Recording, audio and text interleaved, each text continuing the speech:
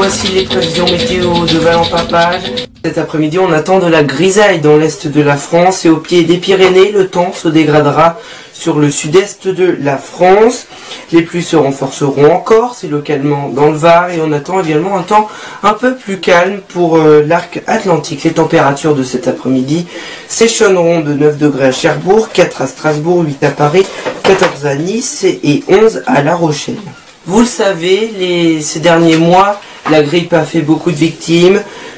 Le pic d'épidémie saisonnière a été dépassé, a annoncé l'Agence Santé Publique française. Près de Marseille, 3 hommes ont été interpellés à Marignat et placés en garde à vue après qu'un homme ait été abattu. 20 ans de prison ont été requis contre une mère de famille anglaise. Elle aurait tué 2 de ses enfants.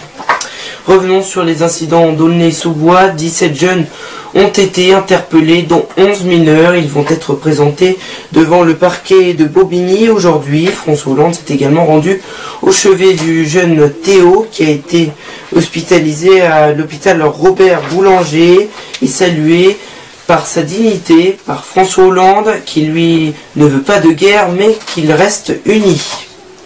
Le porte-avions Charles de Gaulle a fait son entrée au port de Toulon. Il sera entièrement rénové pendant 18 mois. Selon une source policière à Seine-Saint-Denis, 17 personnes ont été interpellées après de nombreux incidents cette nuit. Revenons bien sûr sur cette affaire à Aulnay-sur-Bois. Vous le savez, ces derniers temps, après que le jeune Théo ait été blessé, la tension se fait ressentir. La nuit du 6 au 7 février, des interpellations ont eu lieu, la colère était présente, c'était donc une atmosphère tendue, une voiture a même été calcinée. Avant de refermer ce journal, un petit mot de sport avec une 24e journée de Ligue 1. Le Paris Saint-Germain reste à 3 points face à Monaco, qui est vainqueur de 2-1 à Montpellier. Nous l'avons appris hier, la mort de Roger Walkowiak. Il est décédé à l'âge de 89 ans. Il était le plus ancien vainqueur du Tour de France. Aucun sourire sur le visage du vainqueur. La joie, les embrassades sont dans la foule. Le maillot jaune porte son bouquet de fleurs, pourtant synonyme de victoire, presque comme un fardeau.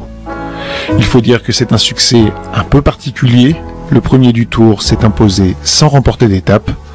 Nous sommes le 28 juillet 1956, le jour où Roger Walkowiak remporte le Tour de France.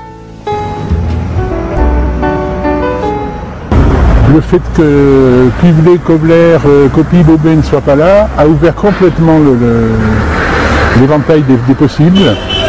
Et ça a donné une course avec énormément d'échappées, des bouleversements de classement général assez réguliers, ce qui, au fond, a été un magnifique Tour de France. Et pourtant, en cet été 56, Roger Walkowiak souffre pour s'imposer.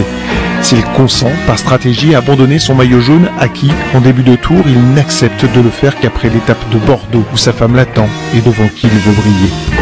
Il revêt de nouveau le maillot jaune à l'issue de la 18e étape, Turin-Grenoble.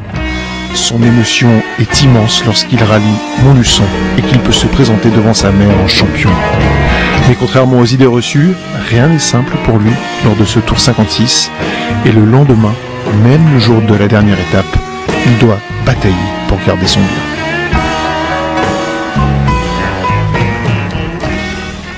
C'était une étape qui partait effectivement de Montluçon, la ville natale de Roger, sur une distance qui avoisinait les 400 km. Et cette étape, eh bien, pour Roger, a été relativement difficile puisque ses concurrents l'ont attaqué dès la sortie de Montluçon. Et sachant qu'il y avait pratiquement 400 km à faire, Roger a répondu à toutes les attaques. C'est la raison pour laquelle Roger a pu arriver à Paris avec le fameux maillot jaune. Naît alors l'expression bien connue et péjorative désignant un vainqueur de tour sans panache et bénéficiant de circonstances inattendues. Un tour à la Valco.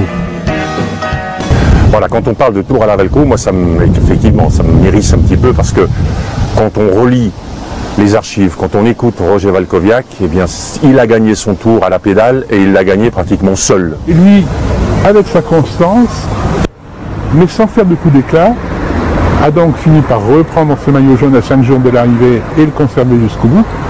Mais donc sans coup d'éclat et sans victoire d'étape. C'est ce qui a fait dire que, avec le temps, après, on a eu l'impression que c'était un tour un petit peu gagné par hasard, ce qui n'est absolument pas le cas.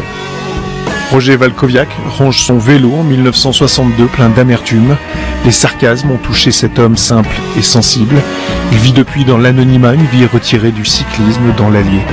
Cela ne fait qu'une dizaine d'années qu'il accepte à nouveau de parler de sa victoire, un succès qu'il ne doit qu'à lui-même.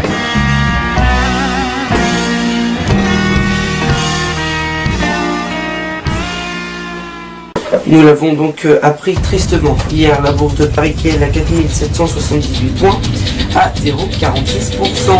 C'est la fin de ce journal, j'aurai grand plaisir à vous retrouver pour ma part mercredi prochain. D'ici là, je vous souhaite une excellente semaine et à mercredi.